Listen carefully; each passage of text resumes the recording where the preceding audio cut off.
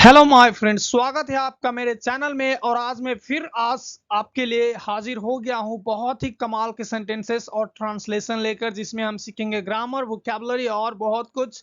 और ये मैंने ट्रांसलेट लिया है 7 लव कोट्स ट्रांसलेशन का। ठीक है, 7 जो है वो लव कोट्स है और उसका ट्रांसलेशन, वोकैबुलरी, ये आपको मेरा मेरा यकीन कीजिए, इस तरह से आपको इंग्लिश आज तक न किसी को ने सिखाया ही नहीं है। ठीक है, मेरा यकीन कीजिए। आप देखिए, मैंने आपके लिए कलर बाय कलर इतना अच्छा मिला दिया हूँ सेंटेंस को ब्रेक डाउन करके कि आपको समझने में बहुत आसान होगा।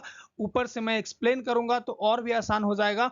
तो आपको मैं एक बात कहता हूं कि आपके अंदर सब कुछ है, लेकिन धैर्य नहीं है, पेशेंस नहीं है पूरा वीडियो देखने की। ये मैं देख रहा हूं सब व्यूअर्स के अंदर। तो मुझे आपसे रिक्वेस्ट है कि आप धैर्य रखेंगे, पेशेंस आपके पास होंगे तभी आप कुछ कर पाएंगे।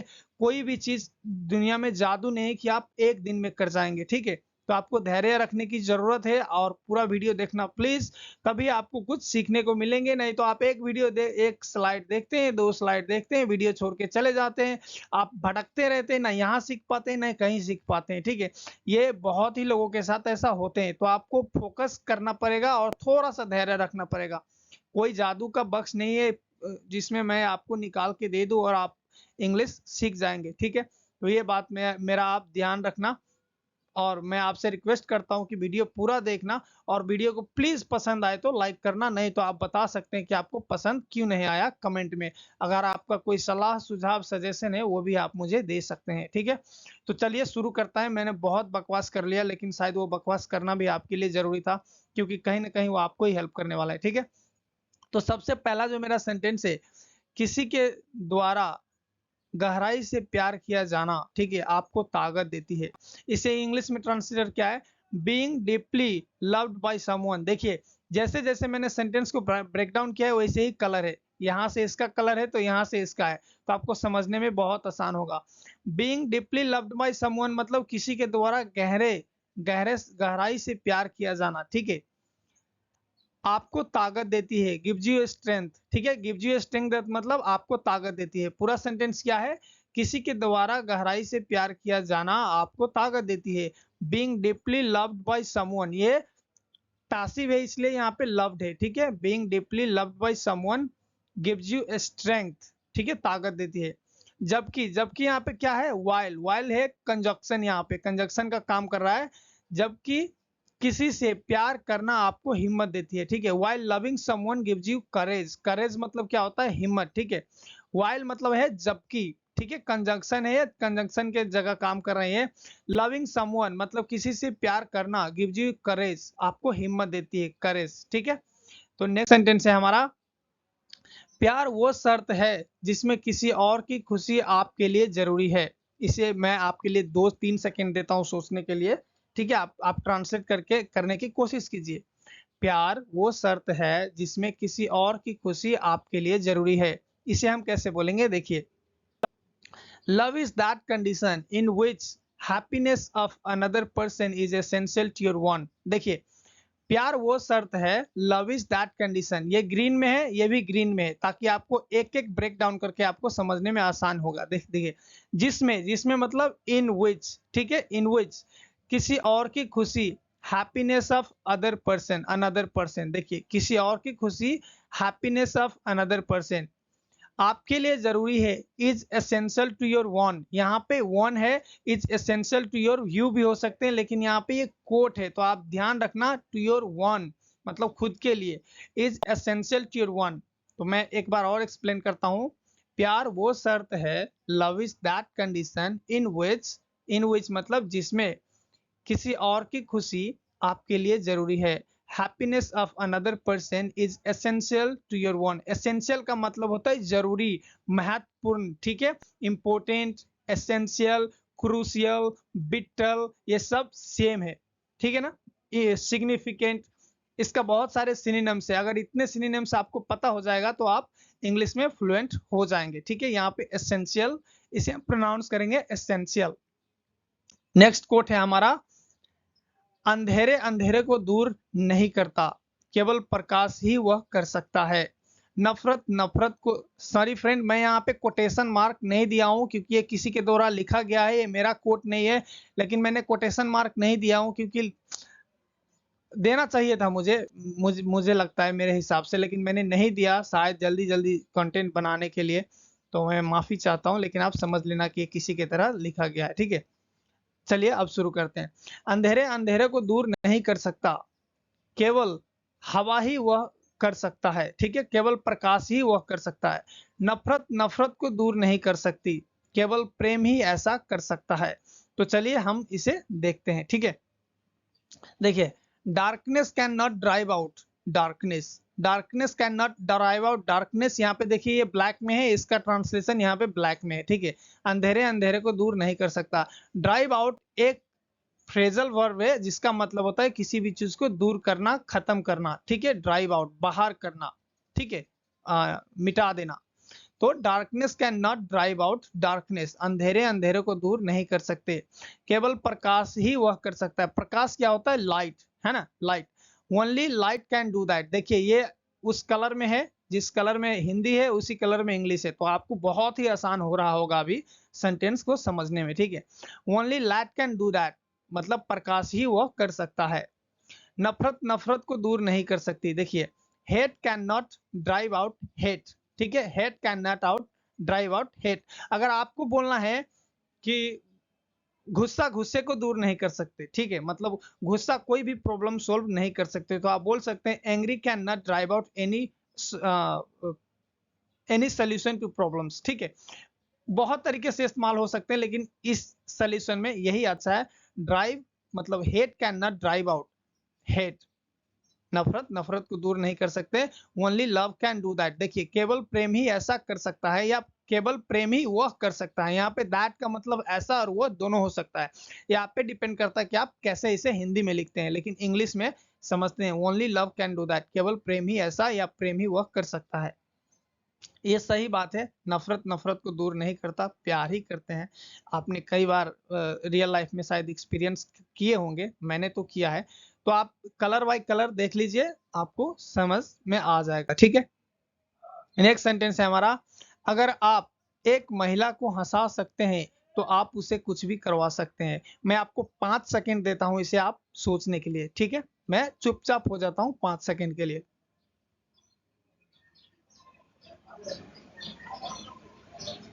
चलिए, आपका 5 सेकंड खत्म। अगर आपने सेंटेंस सोच के रखा है तो बहुत अच्छा। चलिए नेक्स्ट सेंटेंस यहाँ पे है हमारा, if you can make a woman love you can make her do anything. इसे मैं 2 कलर में दिया हूं क्योंकि 2 यहाँ पे क्लोज है, ठीक है। देखिए, अगर आप एक महिला को हंसा सकते हैं, इफ मतलब अगर, you can make a woman love, एक महिला को हंसा सकते हैं, तो ठीक है, यहाँ पे तो इसी में आएगा इफ में, आप उसे कुछ भी करवा सकते हैं। You can make her do anything. यहाँ पे मेक जो है ना, ये कॉजेटिव वर्ब है। कॉजेटिव वर्ब क्या होते हैं? जो कि कॉज करता है। यहाँ पे देखिए, मैं नहीं कर रहा हूं, मैं करवा रहा हूं, ठीक है। करवाना का मतलब होता है गेट या मेक, यहाँ पे मेक इस्तेमाल हुआ है।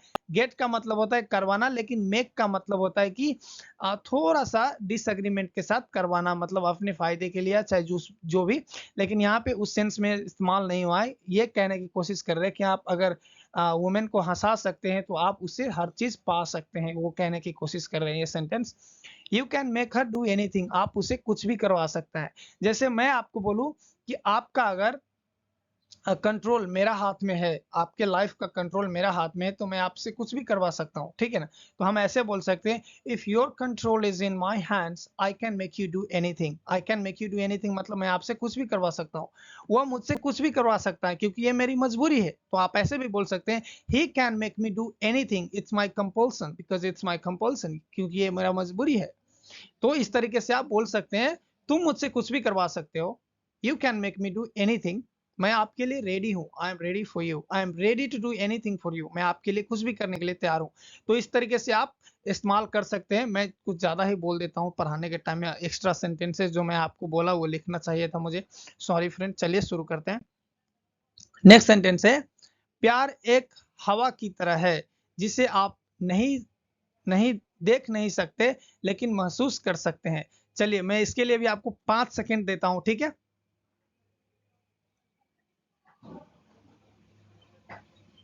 मैं आशा करता हूं आपने सेंटेंस सोच के रखा होगा, तो बहुत अच्छा है। Love is like the wind, love is like the wind मतलब प्यार एक हवा की तरह है। यहाँ पे द क्यों लगा है मैं आपको बताता हूँ। पूरे दुनिया में एक ही है, हवा तो एक ही होते हैं ना। और ये ग्रेट ग्रेट जो दर्शाते हैं ना, उसे हम द वर्ल्ड भी हम क्यों कहते हैं, क्योंकि ये दुनिया एक ही है। वर्ल्ड बहुत है मतलब, लेकिन फिर भी हम द, जिसको हम ज्यादा वैल्यू देने की कोशिश करते हैं, और जो यूनिवर्सल ट्रूथ है दुनिया में, तो उसके साथ द हम लगाते हैं, ठीक है। लव इज द विंड, ठीक है, love is like the wind, प्यार एक हवा की तरह है जिसे आप देख नहीं सकते, विच यू कैन सी। देखिए विच यहाँ पे क्या है, रिलेटिव प्रोनाउन है। किसका रिलेटिव प्रोनाउन है, लव का, ठीक है। लव का रिलेटिव प्रोनाउन यहाँ पे विच है।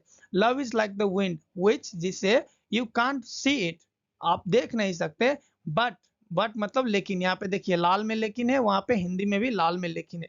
तो इस तरह से आप sentence colour bye colour define कर सकते हैं, मतलब ब्रेक डाउन कर सकते हैं, समझने के लिए आपको बहुत आसान होगा। यू कैन फील इट, महसूस कर सकते हैं, ठीक है, लेकिन आप महसूस कर सकते हैं। तो इस तरीके से ये सेंटेंस है। और आपका कोई भी सवाल है, जवाब है, तो आप मुझे बताइए, आगे बढ़ते हैं, ठीक है।